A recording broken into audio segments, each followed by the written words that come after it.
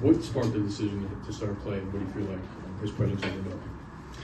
I just felt like get a little more spacing on the floor to start the game, and so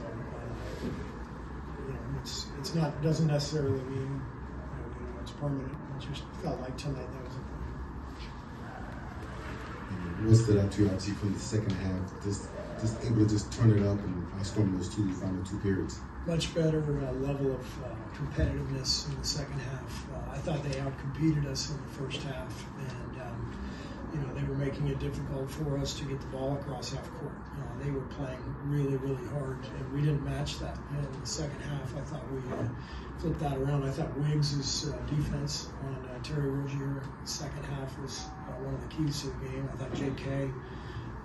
Really did a great job competing, coming up with some rebounds and loose balls. And great to have Loon back in the lineup. Loon represents a lot of what we're about, just the professionalism and staying ready. And we've missed having him out on the floor. And it's great to see Loon step in and play well and help us get a win. How good was Draymond on Bam? Yeah, Draymond was great. I mean, Bam hit so many tough shots tonight.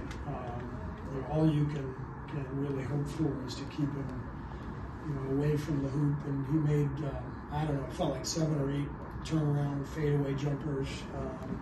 But Draymond made him work for everything that he got, and I thought that was really key. And we didn't have to double, so we were able to guard the three-point line pretty well. And Draymond's always, a key to our defense, but especially so tonight. Coach, you held the Heat to, I believe, 37 points in the second half. You mentioned the second half competitiveness being much better, but what do you think was the key other than was it just guys like guarding their yard better, or what led to that? Like I said, I think Wiggins set the tone with his defense on Rozier, and better ball pressure, but also better job of staying in front and not allowing as much penetration as we did in the first half. Steve, obviously the record's better on the road than it is at home. What do you think it's been worth to you guys over the years? That what do you think it's been worth to you over the years that when you come into an opposing arena, there's often a lot of fans for you guys here? I mean, you're one of the few people you're one of the few teams that gets loud cheers in this building. What's that like? The collective that been like for you guys over the years?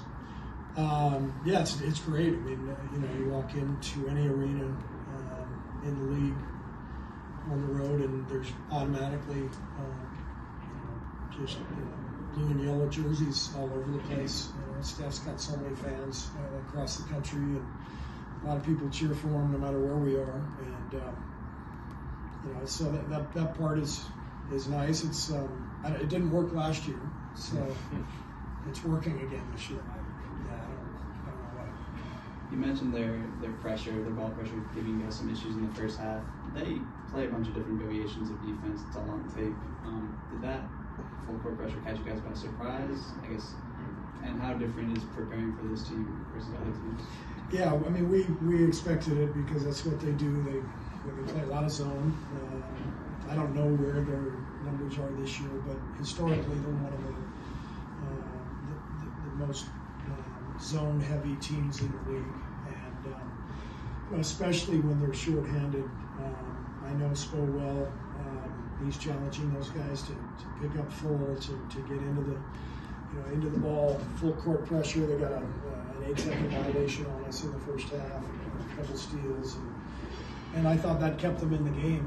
And I just felt like we matched it much better in the second half. We were more aggressive attacking the press.